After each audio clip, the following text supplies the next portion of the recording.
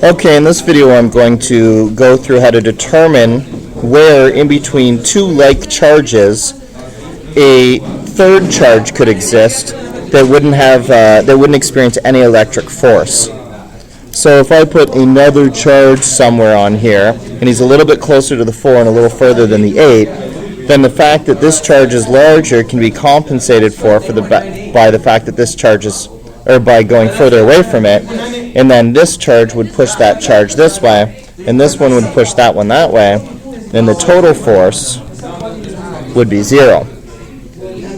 To make that happen, what I have to show then, if I call this charge A and this charge B, is that the magnitude of the force from charge A is equal to the magnitude of the force from charge B, and since they're in opposite directions, that's going to allow them to add to 0.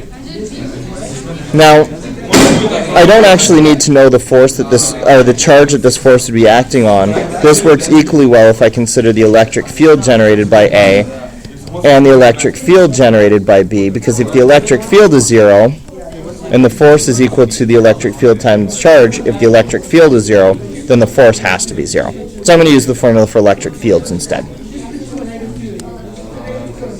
So KQA over RA squared will have to be equal to KQB over RB squared.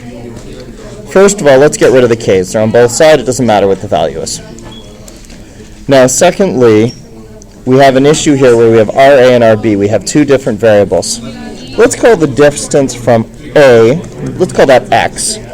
And then the distance to B, well, if this total distance is 2 meters, and I take x away, then what's left is 2 minus x. So using that, I can say that QA over x squared is equal to QB over 2 minus x squared. See, this one's RA and this one's RB. Now I can square root both sides of this formula, and I can see that the square root of QA over x is going to be equal to the square root of QB over 2 minus x. And I get a pretty easy equation to solve here. QA was 4 coulombs and QB was 8 coulombs, so I'll just put those numbers in.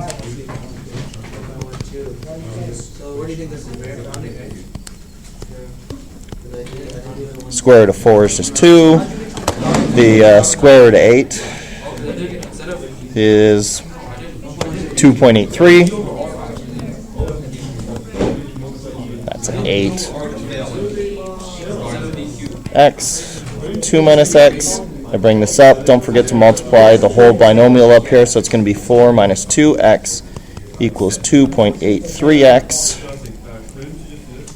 Bringing my 2x over, I'll get 4.83x. It's 4.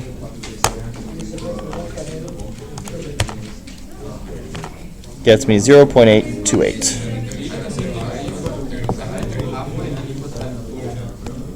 So if I go back and I look at this, that makes sense. It's a little bit closer to the 4 coulomb charge. It's 0.83, so it's a little bit less than 1. And this one, it'll be a little farther from the 8 coulomb charge. That makes sense too. So 2 minus 0.823828 tells me that it would be 1.17 from the B charge. So we could say that a point that is 0.828 meters from A or 1.17 meters from B should exhibit an electric field that is 0, and as a result, an electric force that's 0.